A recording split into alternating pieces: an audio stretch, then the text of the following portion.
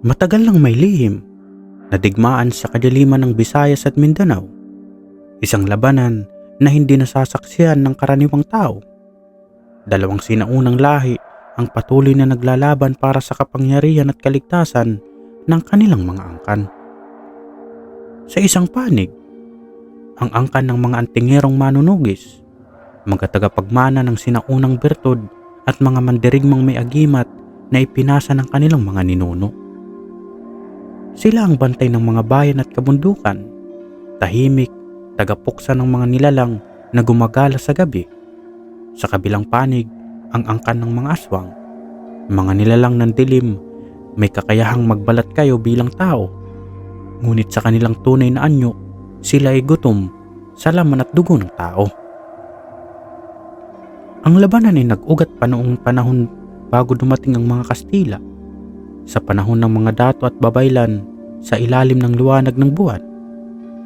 Ang mga antingero ay kumukuha ng kapangyarihan mula sa kalikasan at mga diwata, samantalang ang mga aswang ay nagpapalakas sa pamamagitan ng dugo at kadiliman. Hanggang ngayon, patuloy ang kanilang tunggalian at walang sino man ang makakatiyak kung sino ang mananaig. Sa liblib na bayan ng Lantawan, Negros Occidental, isang batang antingero na nagngangalang Isaac ang sumasailalim sa huling pagsubok para maging ganap na manunugis. Siya ay anak ng pinuno ng kanilang angkan, si General Damian, ang pinakamatapang na antingero ng Visayas. Sa edad na 22, dala ni Isaac ang bigat ng kanyang lahi at ang pangako na ipagpapatuloy ang sinimulang laban ng kanilang mga ninuno. Gabi ng kabilugan ng buwan, nakaluhod si Isaac sa harap ng isang matandang balete sa gitna ng kagubatan. Sa paligid niya ay nakapila ang kanyang mga kapatid. Sa lahi, lahat ay tahimik, hawak ang kani-kanilang agimat at sandata. Sa gitna ng seremonya, lumapit si Damian at naglagay ng pulang tapal sa noo ni Isaac. "Ngayon, ang huling hakbang," sabi ni Damian habang hawak ang itak na may ukit ng sinaunang baybayin. "Kailangan mong harapin ang halimaw sa silong ng bundok. Iyon ang magiging pagsubok mo." Nagtinginan ang iba pang manunugis. "Ang halimaw sa silong ng bundok ay hindi basta-bastang kalaban. Ayon sa kwento, ito ay isang matandang aswang na matagal na nagtatago sa kuweba ng Mount Silay. Isang aswang na hindi pa napapatay ng kahit sinong manunugis. Isaac, handa ka na ba?" tanong ni Damian, ngunit halata sa kanyang boses ang pag-aalala. Tumango si Isaac. Hawak ang kanyang anting-anting na bakal na singsing, isang pamana mula sa kanyang yumaong lolo na pinaslang din ng mga aswang. Ilang dekada na ang nakakalipas. "Handa na po ako, ama." Habang tinatahak ni Isaac ang madilim na kagubatan, naramdaman niya ang malamig na ihip ng hangin. Tahimik ang paligid, ngunit alam niyang may mga matang nagmamasid. Sa bawat anino ng puno, animoy may gumagalaw. Ilang oras ang kanyang binuno bago narating ang kuweba sa paanan ng bundok. Ang bunganga nito ay bukas at tila lumalanghap ng mga kaluluwa. Binunot ni Isaac ang kanyang itak at nagdasal ng orasyon. Ang kanyang bertod ng manok na labuyo, isang kakayahang magpabilis ng kilos at magpalakas ng pandinig, ay gumising sa kanyang dugo. "Salamat sa iyong gabay, mahal na diwata ng kagubatan." Pumasok sa sakwiba at ang bawat takpang ay lumilika ng tunog na umaalingango sa kadiliman. Sa gitna ng kuweba, nakita niya ang isang nilalang na nakaupo sa isang bato. Isang matandang lalaki na nakayuko. Maputla ang balat at halos buntot balat. Ngunit nang tumingin ito kay Isaac, lumabas ang pula at dilaw na mata nito. Mga matang hindi kayang itago ang kanyang pagkatao. "Isang antingero? Bata pa. Anong sadya mo rito, ihaw?" Lumabas ang tinig ng matanda mababa at malamig. Ipinadala ko para tapusin ka. Buo ang loob ni Isaac. Biglang gumapang ang anino ng matanda at sa isang kisap mata ay nagbalik ito sa tunay na anyo. Isang malapaniking nilalang na may mahabang kuko at matatalim na pangil. Sa bilis ng pangyayari, umatake ang aswang. Tingnan natin kung kaya mo, Manunugis. Nagsimula ang kanilang laban. Mabilis si Isaac. Dumadaos-dos sa lupa habang iniwasan ang matatalim na kuko ng aswang. Gumamit siya ng kanyang itak at tinaga ang tagiliran ng nilalang. Ngunit tila bakal ang balat nito. Tumalon siya palayo at binuntot ang isang maliit na buti ng langis na may orasyon. Binuhos niya ito sa itak at muling sumugod. Ang bawat banggaan ng kanilang sandata ay lumilika ng tunog na animoy kampanang tumatawag ng malas. Naglaban sila hanggang sa ang isa ay duguan at halos mawalan ng ulirat. Sa huli, nagwagi si Isaac. Ginamit niya ang huling orasyon, isang sinaunang dasal ng kanilang angkan na nagtataglay ng kahit pinakamalakas na aswang. Nang bumagsak ang matanda, nagdilim ang kuweba. Lumabas si Isaac, duguan, ngunit buhay. Sa kanyang kamay ay dala niya ang puso ng aswang, isang tanda ng kanyang tagumpay at bagong antas bilang ganap na manunugis. Sa kanyang pagbabalik sa kanilang bayan, sinalubong siya ng kanyang ama at ng buong angkan. Ngunit kasabay ng kanilang pagdiriwang ay isang masamang balita. Sa kalayuan sa isang bayan sa Mindanao, isang makapangyarihang angkan ng aswang ang nagsimulang magtipon. Ang kanilang paglusob ay paparating na. 3 buwan ang lumipas mula nang mapatay ni Isaac ang halimaw sa silong ng bundok.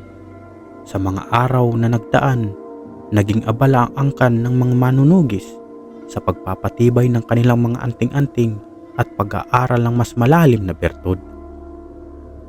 Naging ganap ng manunugis si Isaac, isa sa mga pinakabatang mandirigma sa kanilang kasaysayan. Ngunit sa kabila ng kanilang tagumpay, may bumabalot na bigat sa hangin. Sa kalagitnaan ng gabi, nagtipon ang mga matatandang antingero sa ilalim ng isang malaking puno ng mangga sa gitna ng bayan. May iniulat na mga pagkawala sa mga karatig na bayan, mga batang hindi na nakakabalik mula sa ilog at mga magsasakang natagpuang walang laman ng katawan. General Damian, totoo bang bumalik na sila? Tanong ni Mang Felix, isa sa pinakamatandang manunugis. Nasa bundok na naman daw ang mga aswang. Nagsisimula na silang magtipon. Tumango si Damian. Hindi ito simpleng pagpangkat ng aswang. Ayon sa aking mga ugnayan, bumalik na ang angkan ng mga pula. Sila ang angkan ng aswang na minsang nagwasak ng mga bayan sa Mindanao 3 dekada na ang nakalipas. Nagkatinginan ng mga antingero. Ang mga pula, isang sinaunang angkan ng aswang na kinakatakutan sa buong Mindanao at Visayas. Ang kanilang dugo ay may kakayahang magpalakas sa kapwa-aswang at ang kanilang pinuno ay walang iba kundi si Raul Sanghaya, isang halimaw na kinakatakutan maging ng mga kapwa niyang aswang. Kung bumalik si Raul, nangangahulugan na may plano silang malaki, bulong ni Damian, at hindi natin hahayaang mangyari iyon. Sa kabilang dako ng Mindanao, sa bayan ng Talisayan, nakatayo ang isang malaking bahay na gawa sa lumang kahoy. Sa ilalim ng lilim ng puno ng akasya, nagtipon ang angkan ng mga pula. Sa gitna ng bulwagan, nakaupo sa isang trono ang itim na kahoy, si Raul Sanghaya. Bagamat mukha pa rin siyang tao, may bahid ng dilim sa kanyang balat, parang lumang papel na nalukot ng panahon. Malapit na ang ating panahon, sabi ni Raul habang hinahaplos ang isang buti ng puno ng itim na likido. Ang mga manunugis, ay mahina na. Wala na ang mga sinaunang mandirigma. Kailangan lang nating wasakin ang kanilang huling pag-asa. At paano natin gagawin yun, Ama? Tanong ni Luciana ang kanyang anak na babae na isa ring aswang. Ang kanang mga damyan ang pinakamalakas sa mga manunugis. Kailangan natin silang pabagsakin mula sa loob. Ngumiti si Raul. At doon, papasok ang ating bagong kasapi. Mula sa dilim ng bulwagan, lumitaw ang isang figura. Isang batang lalaki na may matalim na mga mata at bakas ng sugat sa muka. Siya ay si Nestor, dating kaibigan ni Isaac na nawala 2 taon nang nakakalipas. Siya ang magiging susi natin sa pagkawasak kay Isaac at sa buong angkan ng mga manunugis. Bulong ni Raul. Sa parehong oras, abala si Isaac sa kanyang pag-iinsayo.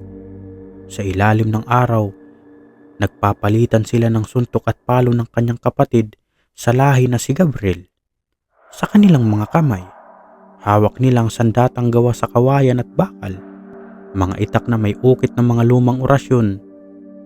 Isaac, hindi ka na natutulog? Ano bang bumabagabag sa'yo? Puna ni Gabriel. Huminto si Isaac at tumitig sa malayo. Gab, may nararamdaman akong kakaiba. Para bang may anino na sumusunod sa akin. Parang may mga matang nagmamasid. Bago pa makasagot si Gabriel, lumapit si Damian. Mga anak, maganda kayo. Nakita ng ating espiya ang isang pulutong ng aswang malapit sa kagubatan. Kailangan nating sulubungin sila bago pa sila makalapit sa bayan. Tumayo si Isaac at kinuha ang kanyang itak. Ngayon na ba ang simula ng digmaan? Oo anak, at ikaw ang magiging susi sa pagtatapos nito.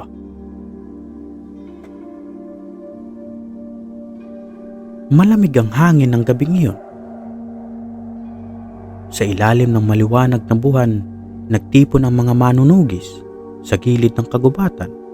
Nakapalibot sila kay General Damian na hawak ang isang matandang baston na yari sa Nara, isang agimat na nagtataglay ng mga sinaunang orasyon. Sa kanyang tabi ay si Isaac, mahigpit na hawak ang kanyang itak na may langis ng palina, isang uri ng halamang ginamit ng kanilang mga ninuno upang labanan ng mga aswang. Tahimik ang buong kagubatan, ngunit ramdam ng bawat isa ang kilabot sa kanilang mga buto. Sa di kalayuan, may sumisitsit na tila nang gagaling sa ilalim ng lupa. Dumarating na sila, bulong ni Damian habang sumulyap sa mga anino na gumagalaw sa pagitan ng mga puno. Manatili kayong alerto. Nagpakatatag si Isaac, ngunit nararamdaman niyang bumibigat ang kanyang dibdib. Ito ang kanyang unang laban bilang ganap na manunugis, isang laban kung saan ang pagkakamali ay katumbas ng kamatayan. Sa pagitan ng mga puno, lumitaw ang mga hugis ng mga aswang. Ang kanilang mga mata ay kasing pula ng lumang dugo at ang kanilang balat ay tila patay na, naninilaw at nababalot ng itim na ugat. Sa unahan ay si Luciana Sanghaya, ang anak ni Raul, nakangiti at tila nag-aabang. Narito na ba ang pinagmamalaki ng angkan ng mga damyan? Malumanay ngunit malamig na tanong ni Luciana. Sayang, akala ko ba'y matagal kayong naghanda? Ngunit sa nakikita ko, dala nyo'y takot. Hindi kami kailanman matatakot sa inyo, sagot ni Isaac na humakbang pasulong. Itinaas ang kanyang itak. Ngayong gabi, walang aswang na makakauwi ng buhay. Ngumiti si Luciana at sa isang kisap mata, tumalon siya patungo kay Isaac. Mabilis ang kanyang pag-atake ngunit handa si Isaac. Sa tulong ng kanyang bertod ng manok na labuyo, nakaiwas siya sa unang palo ng mga matatalim na kuko ni Luciana. Gumanti siya ng saksak, ngunit tila hangin ang kanyang natamaan. Mabilis ka nga bata, ngunit hindi sapat ang bilis para talunin ako, bulong ni Luciana habang umiikot sa ere. Nagpasya si Damian na pumasok sa laban. "Mga manunoges, sakupin sila!" Sigaw niya, agad namang umatake ang iba pang antingero. Dala ang kanilang mga bakal na sibat at itak na may orasyon. Nagsimula ang matinding labanan sa pagitan ng dalawang lahi. Sa bawat banggaan ng sandata at kuko, umaalingaw-ngaw ang tunog ng digmaan sa buong kagubatan. Bawat anino ay may kasamang pagkaladkad ng buhay o pagputol ng mga kamay at liig. Si Isaac ay nakipagtuos kay Luciana na tila naglalaro lamang habang umiikot sa paligid niya. Ngunit kahit nagiging matindi ang laban, unti-unting nararamdaman ni Isaac ang pag-usbong ng kanyang bertod, isang uri ng lakas na hindi niya pagganap na uunawaan. "Isaac, tapusin mo na siya!" Sigaw ni Gabriel mula sa malayo habang nakikipaglaban sa dalawang aswang. Muling umatake si Isaac, ngunit bago niya matamaan si Luciana, biglang lumitaw ang isang pamilyar na muka mula sa dilim. "Isaac, huminto ka!" Tumigil si Isaac. Napaatras si Nestor. "Nestor? Buhay ka?" Gulat na tanong ni Isaac, hindi mapakabali. Ngunit iba na ang anyo ni Nestor. Maputla ang kanyang balat at nanlilisik ang mga mata. "Oo, Isaac, buhay pa ako. At isa na ako sa kanila." Namutla si Isaac. Ang kanyang matalik na kaibigan na matagal niyang pinagluluksa ay isa na ngayong nilalang na sinusumpa nilang lahat. "Sumali ka sa kanila," bulong ni Isaac, hindi makapaniwala. Ngumiti si Nestor. "Ang kapangyarihan ni Isaac, hindi mo ito maintindihan. Ngayon, pero matutunan mo rin sa tamang panahon." Galit at pagkabigla ang bumalot kay Isaac. "Hindi ko kailanman pipiliin ang landas niyan, Nestor." Sabay sugod, hawak ang kanyang itak. Nagtagisan sila ng lakas sa ilalim ng liwanag ng buwan. Si Isaac ay humugot ng mas malalim na lakas mula sa kanyang bertod. Ngunit bawat palo ay tila walang epekto kay Nestor. Habang nagpapatuloy ang kanilang laban, nararamdaman ni Isaac ang kakaibang init sa kanyang dibdib. Ang kanyang anting-anting ay nagliliyab at unti-unti itong naglalabas ng pulang liwanag. "Ano ito?" tanong ni Isaac sa kanyang sarili. Nagmulat si Damian mula sa malayo at sa kanyang mga mata ay nagpakita ang takot. "Isaac, huwag mong hayaang lamunin ka ng kapangyarihan na yan." Ngunit huli na, lumaganap ang pulang liwanag sa buong katawan ni Isaac at sa isang iglap bumagsak si Nestor sa lupa. Hindi na gumagalaw. Ngunit bago pa makalapit si Isaac sa kanyang kaibigan, biglang lumitaw si Raul Sanghaya mula sa anino ng kagubatan. "Napakagandang palabas, Isaac. Ngunit hindi to ang huling gabing magtatagpo tayo," sabi ni Raul.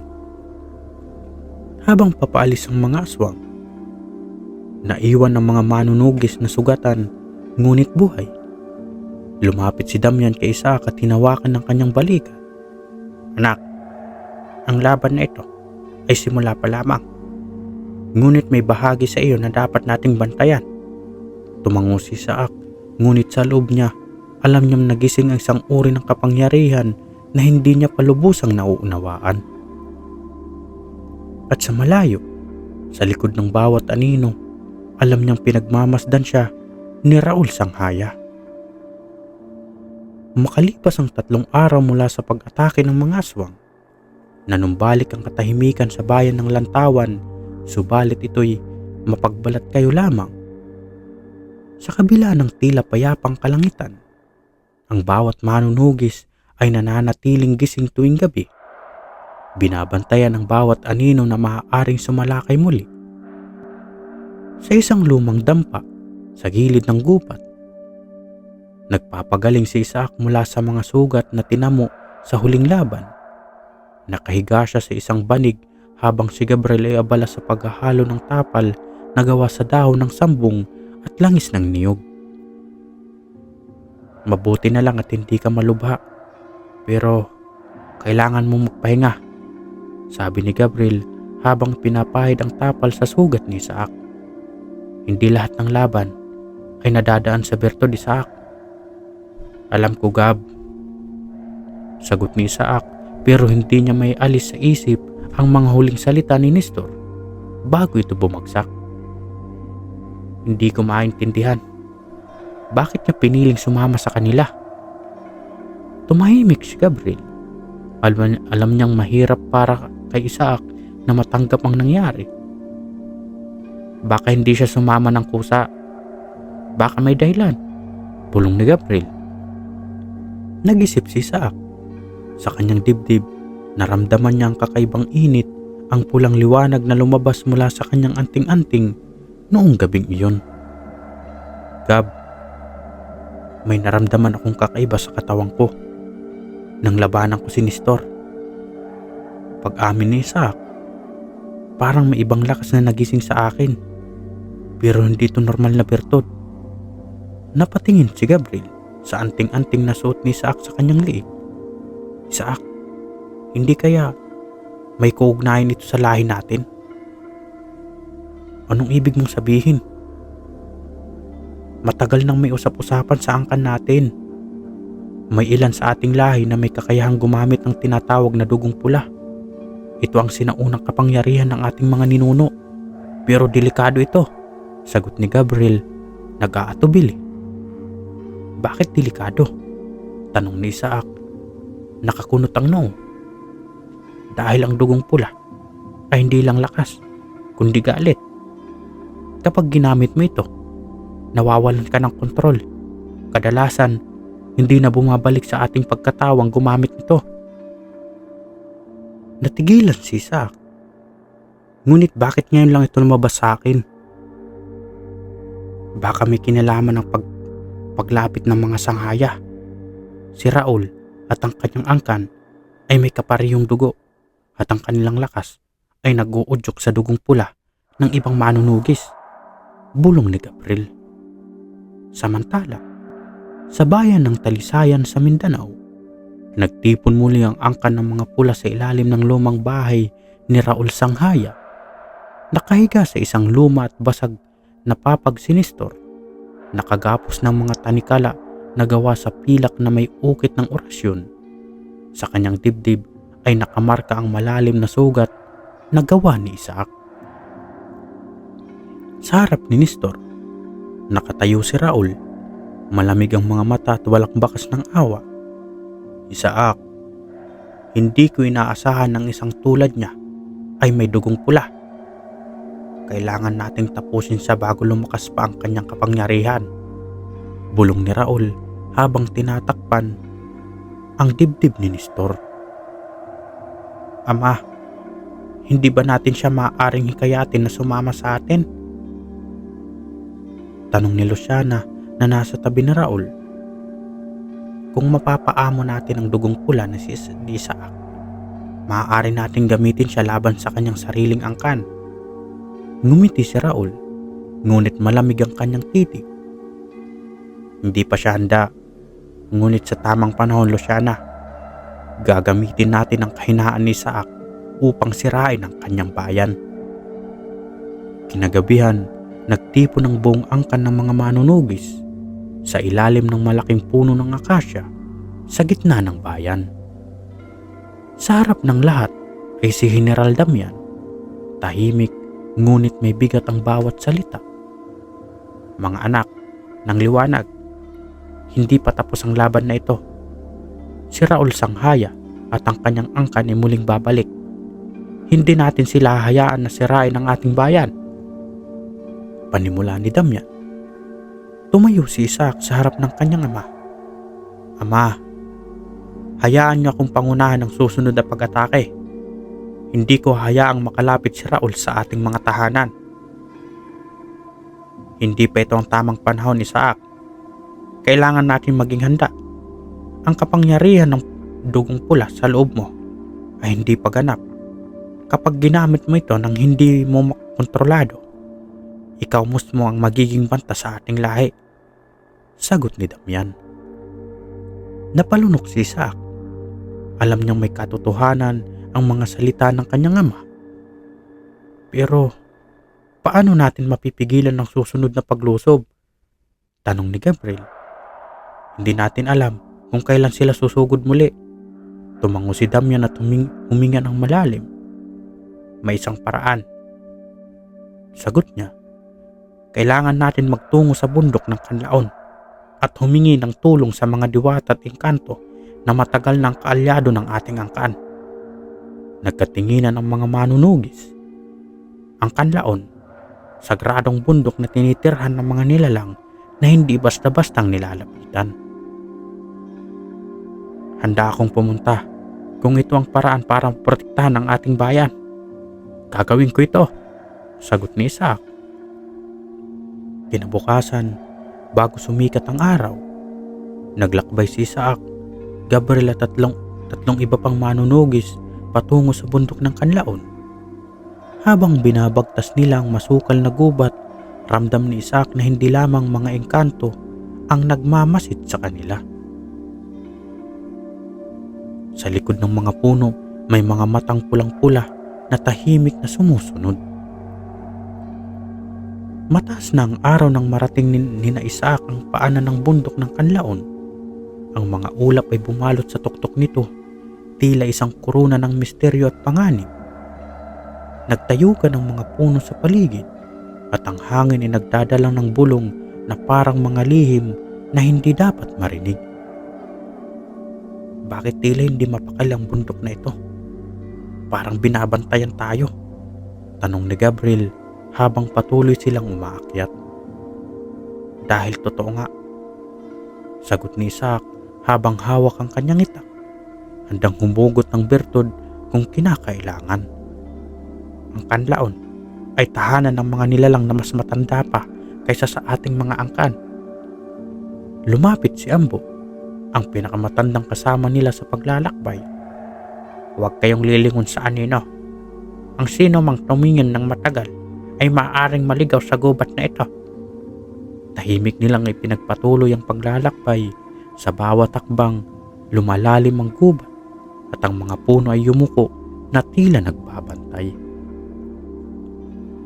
Pagsapit nila sa isang malawak na burol, napansin ni Isaac ang kakaibang anyo ng mga bato, tila mga ukit ng lumang simbolo. Sa gitna ng mga ito, isang matandang lalaki na nakasuot ng balabal na gawa sa balahibo ng ibon ang nag-aabang. Sino kayo? At ano ang pakay ninyo sa Kanlaon? Tanong ng matanda habang ang kanyang tingin ay parang tumatagos sa kanilang mga kaluluwa. Kami po ay mula sa angkan ng mga manunugis. Naghahanap kami ng tulong laban sa angkan ng mga aswang na nagbabalik sa Visayas at Mindanao, sagot ni Isaac habang yumuko ng bahagya bilang paggalang. Ngunit hindi sumagot ang matanda. Bagkus, lumapit ito kay Isaac at marahang hinawakan ang kanyang dibdib, eksakto sa lugar kung saan naroon ang kanyang anting-anting. Nararamdaman ko ang pulang apoy sa loob mo, bata. Ikaw ay may dalang sumpa at biyaya. Ngunit alin ang mananaig? Bulong ng matanda. Nagulat si Isaac. Ano pong ibig niyong sabihin? Ang dugong pula ay lumalakas. Ngunit ang dugong ito ay hindi lamang lakas. Ito ay apoy na lumalamon. Kapag hindi mo ito nakontrol, mas matindi ka pang banta kaysa sa mga aswang na hinahabol mo, sagot ng matanda. Kung nais ninyong matanggap ang tulong ng Kanlaon, kailangan niyong harapin ang apoy na nasa loob mo. Bumaba kayo sa lambak sa ibaba ng bundok. Doon ay matatagpuan mo isang sinaunang nilalang na nagbabantay ng sagradong apoy. Kung malalampasan mo siya, matutulungan kita na pigilan ang paglakas ng dugong pula sa iyong loob, dagdag ng matanda. Tumingin si Isaac sa kanyang mga kasama. Ako na lang ang bababa. Hindi ko hayaang maglagay kayo sa panganib. Ngunit sumingit si Gabriel. Hindi kita hayaang mag-isa, Isaac. Samahan kita. Habang bumababa sina Isaac at Gabriel sa lambak, naramdaman nila ang bigat ng init na sumasalubong sa kanila. Sa gitna ng lambak, naroon ang isang malaking haliging bato na tila lumuluha ng pulang likido. Sa paligid nito ay nag-aapoy ang lupa at sa itaas ng haligi, isang itim na nilalang ang nakaupo. May pakpak, matulis ang mga kuko at may mga mata na nag-aalab. Isaac, Damian, hinaabangan kita. Wika ng nilalang na walang gumagalaw na labi. Napahawak si Isaac sa kanyang dibdib. Ramdam ang init na bumalot sa kanyang anting-anting. Sino ka? Tanong ni Isaac. Ako ang tagapagmana ng apoy ng kanlaon. At ako ang susubok sa iyo kung karapat dapat niyang tanggapin ang biyaya ng bundok. Sagot ng nilalang. Mabilis na sumugod ang nilalang at napilitan si Isaac na gumamit ng bertod ng manok na labuyo upang makaiwas.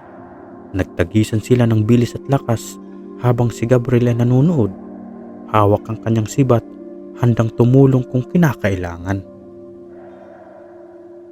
Ngunit habang tumatagal ang laban, naramdaman ni Isaac na lumalakas ang init sa kanyang katawan.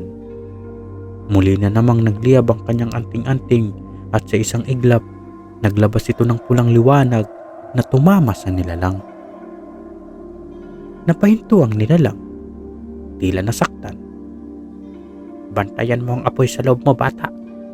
Bulong nito. Dahil kapag sumobra ang alap, ikaw ay magiging abo.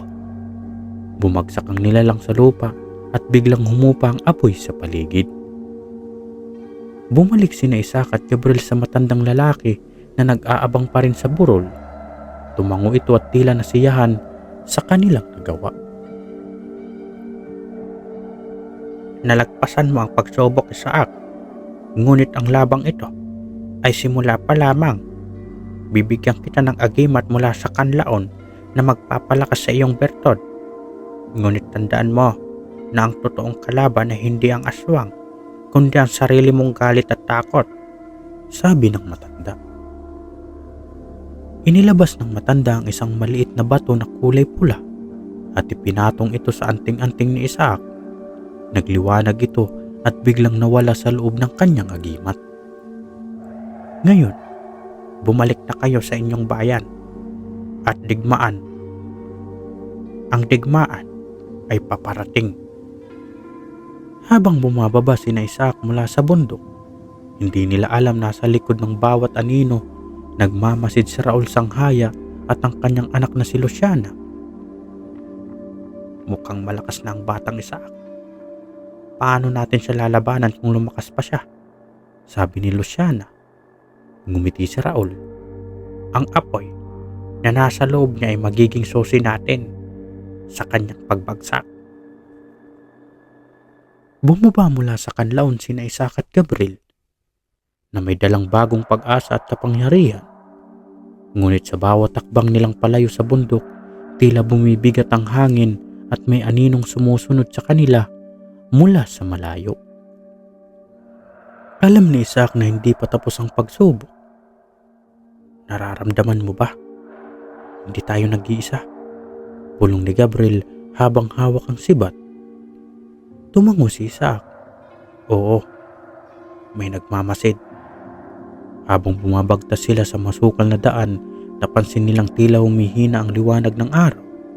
Kahit tanghali pa lamang, sa gilid ng kanilang dinaraanan, sumulpot ang mga itim na uwak. Nakamasid, hindi kumikibo. Isaac, ibang pakiramdam ko rito. Para bang may nagtatago sa mga anino. Anas ni Gabriel. Hindi nagtagal. Mula sa likod ng isang malaking puno, lumitaw si Luciana Sanghaya. Ang kanyang mga mata ay nagliliwanag na pula at ang kanyang manipis na labi ay may bahid ng ngiti. "Kumusta, Isaac? Mukhang mas lumalakas ka na mula nang huli tayong magkita," bati ni Luciana. "Anong ginagawa mo rito, Luciana? Hindi ka namin nahanapin. Pero kung gusto mong sumubok, handa akong labanan ka ngayon din," tanong ni Isaac habang dahang-dahang hinahawakan ng kanyang itak. Ngunit ngumiti lang si Luciana, hindi natinag sa mga salita ni Isaac. "Hindi ako nandito para lumaban. Narito ako para magbigay ng babala," sagot niya. "Babala? Anong babala? Ang galing sa isang sanghaya? Huwag mo kayong gawing tanga, Luciana," singit ni Gabriel. Nagbago ang ekspresyon ni Luciana. Naging seryoso ito. "Isaac, ang aking ama ay nagpaplano ng mas malawak na pag-atake. Sa susunod na kabilugan ng buwan, sasalakayin namin ang bayan ng Lantawan, Hagnaya at ang mga karatig na barangay." Nagtagpo ang tingin ni Isaac at Luciana. "Bakit mo sinasabi ito sa amin? Isa ka sa kanila." "Dahil ayoko magpatayan tayo," sagot ni Luciana may bahid ng lungkot. "Hindi ka dapat kasama sa labang ito. Pero kung pipilitin mong lumaban, wala akong magagawa kundi sumunod sa aking ama." Dahan-dahang lumapit si Luciana at binulong kay Isaac. "Isaac, ang dugong pula ay nasa iyo. Ay hindi ordinaryong bertod. Ito ang susi para tapusin ang lahat ng ito o para wasakin ang buong bayan." Bago pa makasagot si Isaac, naglaho si Luciana sa isang kumpol ng itim na mga uwak. Iniwan niyang bukas ang tanong sa isipan ni Isaac. Pagkarating sa bayan ng Lantawan, sinalubong sila ng kanilang ama, si General Damian. Agad nilang iniulat ang babala ni Luciana. Kung totoo ang kanyang sinabi, dapat tayong maghanda agad, sabi ni Damian habang naglalakad sa gitna ng mga manunugis na nagsasanay. "Isaac, paano ang lagay ng iyong anting-anting? Mas malakas na bertod, ama. Ngunit hindi ko pa rin alam kung paano ko makokontrol ang dugong pula. Parang pilit itong kumakawala tuwing naglalagay ako sa panganib," sagot ni Isaac. Tumango si Damian, halatang nag-aalala. "Ang dugong pula ay isang sumpa at biyaya. Tandaan mo, Isaac, hindi ang lakas ng bertod ang nagtatakda ng tagumpay sa laban, kundi ang tibay ng iyong loob." "Ngunit paano kung dumating ang panahon na hindi ko na ito makontrol?" tanong ni Isaac. "Doon papasok ang pagtitiwala mo sa sarili mo at sa amin," sagot ni Damian. Mabilis na kumalat ang balita sa bayan. Ang mga manunugis ay nagtipon sa dambana ng San Miguel, kung saan inilabas ni Damian ang mga sinaunang sandata ng kanilang angkan, ang mga sibat na may ukit ng orasyon, mga itak na binindisyonan ng mga albularyo at mga agimat na gawa mula sa balat ng punong kahoy ng baliti. Habang nag-aasikaso ang lahat, lumapit si Gabriel kay Isaac. "Sigurado ka bang kaya nating harapin ang buong angkan ni Raul Sanghaya?" "Wala tayong ibang pagpipilian, Gabriel. Kung hindi tayo lalaban, sisirain nila ang ating mga tahanan," sagot ni Isaac. Tumango si Gabriel, ngunit hindi pa rin maalis ang kaba sa kanyang dibdib. "Basta tandaan mo, Isaac, nandito ako sa likod mo. Ano man ang mangyari." Sa kanilang harapan, nagsimula ng magdilim ang kalangitan. Isang mabigat na bagyo ang bumalot sa mga ulap na tila nagbabadya ng paparating na digmaan. Habang naghahanda ang mga manunugis sa Lantawan, nagtipon ang angkan ng Sanghaya sa isang sinaunang balwarte sa Mindanao. Sa gitna ng bulwagan, nakaupo si Raul, ang kanilang pinuno, at sa kanyang harapan ay isang lumang salamin na puno ng pulang usok. "Kakaunti ang oras natin. Malapit na ang kabilugan ng buwan," Kapag hindi natin siya nakuha sa susunod na laban, tayo ang mawawasak, sabi ni Raul habang nakatingin sa refleksyon ni Isaac. Tumayo si Luciana sa kanyang tabi. Ama, baka naman may ibang paraan. Wala na tayong panahon sa pagdududa, Luciana. Si Isaac ang magiging susi ng tagumpay natin. Isa sa atin siya at isa sa kanila. Ang dugong pula sa kanyang loob magbubukas ng pintuan para sa ating angkan upang maghari mula sa buong Visayas at Mindanao. Sagot ni Raul. Dahang-dahang lumakad si Raul patungo sa isang itim na altar na puno ng mga lumang kimat. Kapag dumating ang kabilugan ng buwan, titiyakin ko ang dugong pula ay magiging pag-aari ng angkan ng sanghaya. Sa kabila ng mga salita ng kanyang ama, nanatiling tahimik si Luciana. Sa kanyang puso, nag-aalab ang pag-aalinlangan. Sa bawat pagtibok ng kanyang puso, nararamdaman niyang papalapit na ang gabi ng kaguluhan. Dumating ang inaabangan, ang gabi ng kabilugan ng buwan. Sa buong bayan ng Lantawan, ang liwanag ng buwan ay tila maliwanag kaysa dati. Ngunit may bahid ito ng mapulang sinag na nagpapahiwatig ng paparating na kadiliman. Nagtipon ang lahat ng manunugis sa labas ng bayan. Ang kanilang mga sandata ay nagliliwanag sa ilalim ng buwan.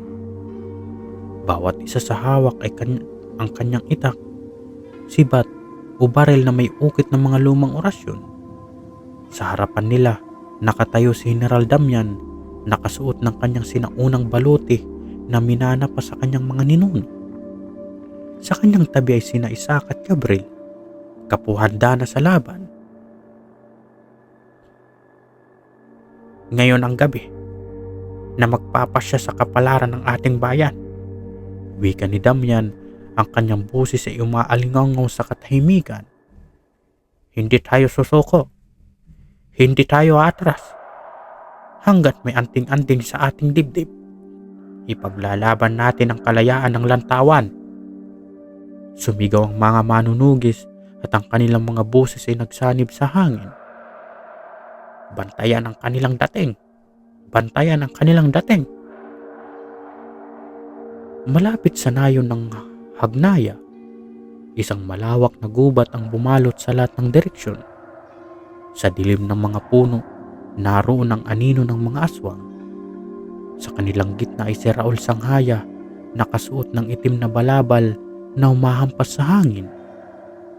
Sa tabi niya ay si Luciana, na tahimik lamang na nakamasid sa kawalan. Dumating na ang panahon. Simulan na ang paglusog, wika ni Raul. Isang malalim na ungol ang bumalot sa buong kagubatan, at mula sa likod ng mga anino ay sumulpot ang himpapawid ng mga halimaw, mga aswang na lumilipad, naglalakad at gumagapang sa lupa. Ang kanilang mga mata ay nag-aapoy sa gutom at ang kanilang mga pangil ay kumikinang sa liwanag ng buwan. Sa isang kumpas ng kamay ni Raul, lumusob ang mga ito. Sa pagpasok ng mga aswang sa bayan, bumuhos ang mga manunugis mula sa kanilang kuta. Unang sumalubong si Gabriel. Inihagis ang kanyang sibat na tumama sa isang tikbalang na aswang. Sumalubong ito sa hangin na parang abo. Sumunod si Isaac. Inihugot ang kanyang itak na nagliliyab sa pulang liwanag. Sa bawat paghawi, sa bawat paghiwa, naglalaho ang mga halimaw.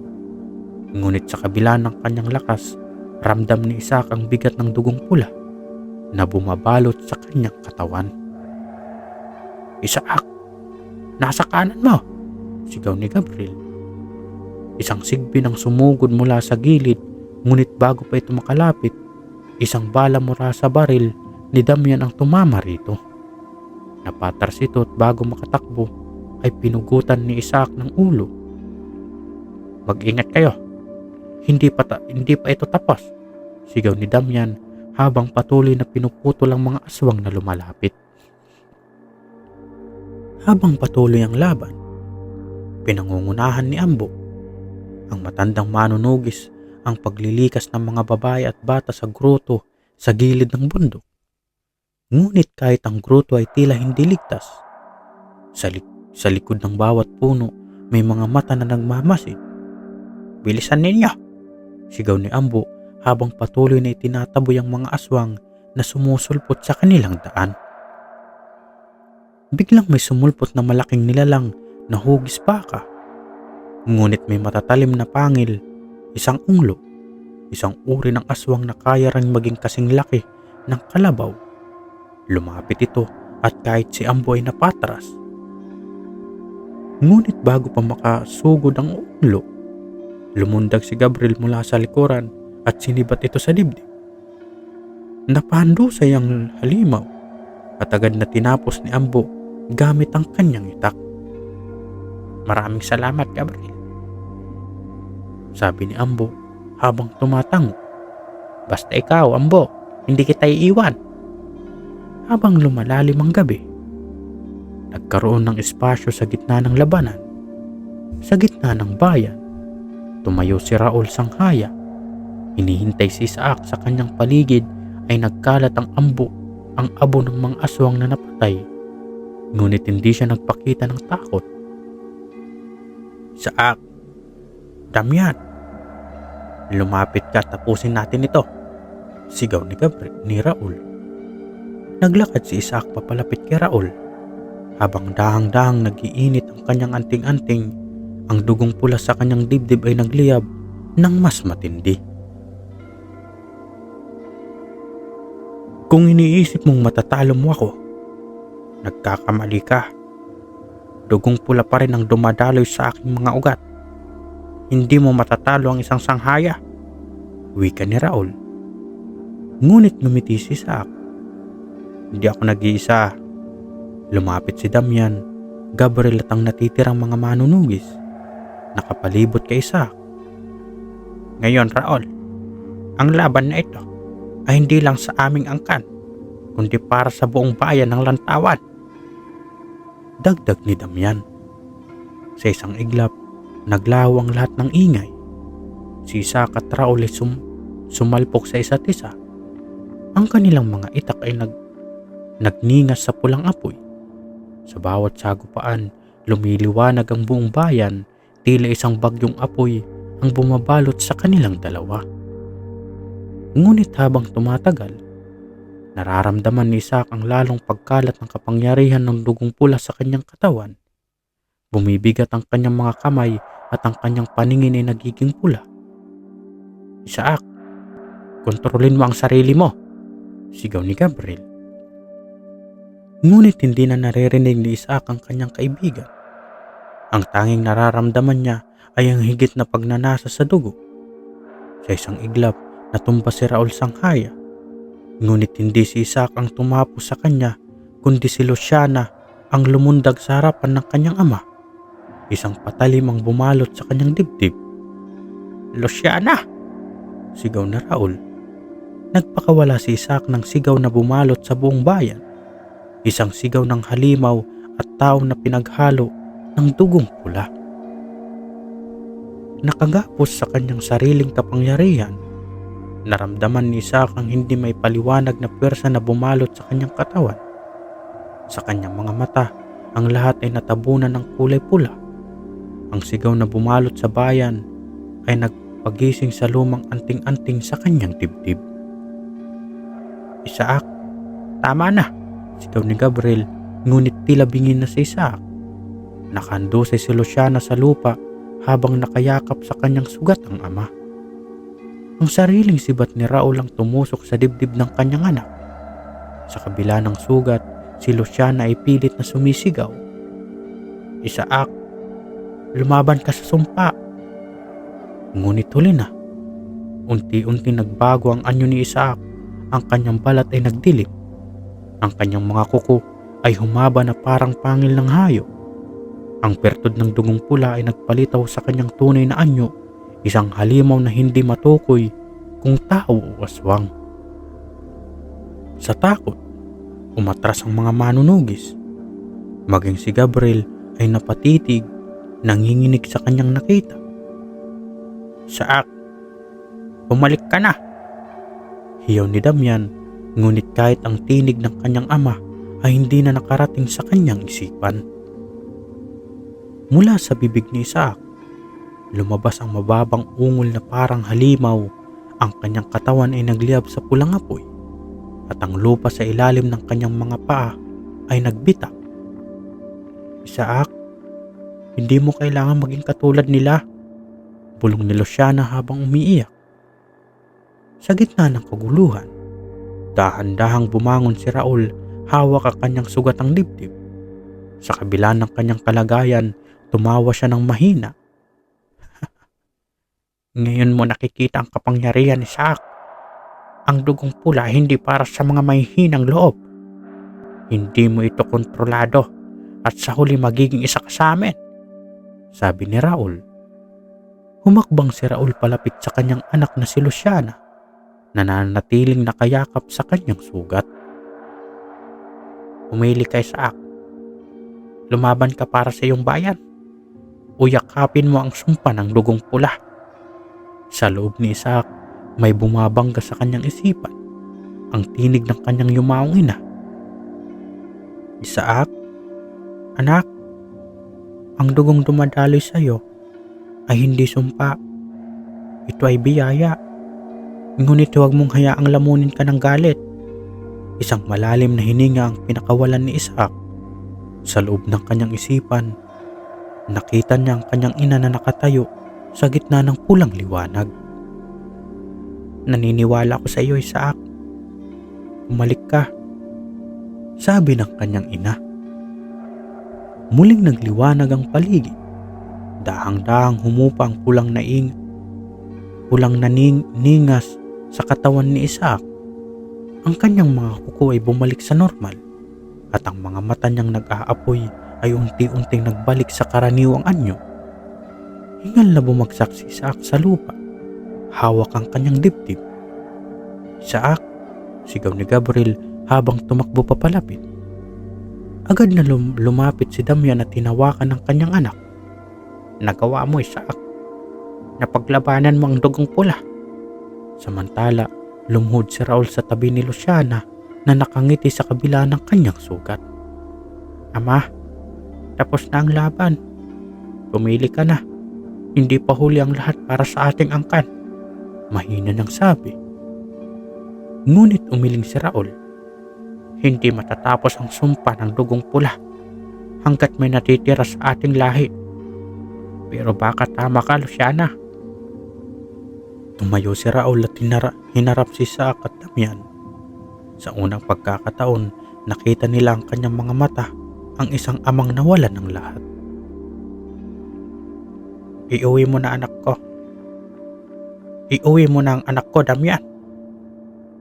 Magtatago na ako sa dilim, pero hindi ko na hayaang lumaghanap ang kadiliman sa inyong bayan, wika ni Raul. Kinabukasan, nagising si Isaak sa loob ng kanilang bahay. Sa kanyang tabi ay ang kanyang ama at si Gabriel na natutulog sa sahig habang nakayakap sa sibat. Pumasok si Luciana. Nakabalot ang kanyang dibdib ng puting tila. Isaak, salamat kung hindi dahil sa'yo. Baka tuluyan ng naglaho ang bayan ng Lantawan, sabi ni Luciana. Tumango si Isaak at ngumiti. Salamat din sa'yo, Luciana. Kung hindi mo ako ginising, hindi ko malalaman ang halaga ng pagiging sarili.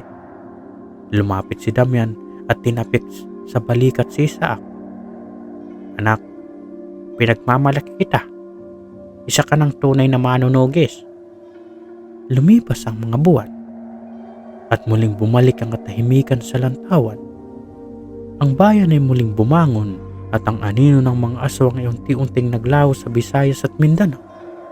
Ngunit sa kagubatan ng Kanlaon, isang anino ang naglalakad mag-isa sa gitna ng mga puno. Si Raul Sanghaya, ang pinuno ng mga aswang, ay tahimik na naglalakad patungo sa kalaliman ng kagubatan. Sa kanyang kamay ay isang lumang anting-anting na hugis buwan. Isaak, hanggang sa muli nating pagkikita. At sa huling sulyap ng buwan, nagpatuloy ang kwento ng dugong pula, isang sumpa at biyaya na patuloy na ipinapasa sa mga susunod na henerasyon. Wakas,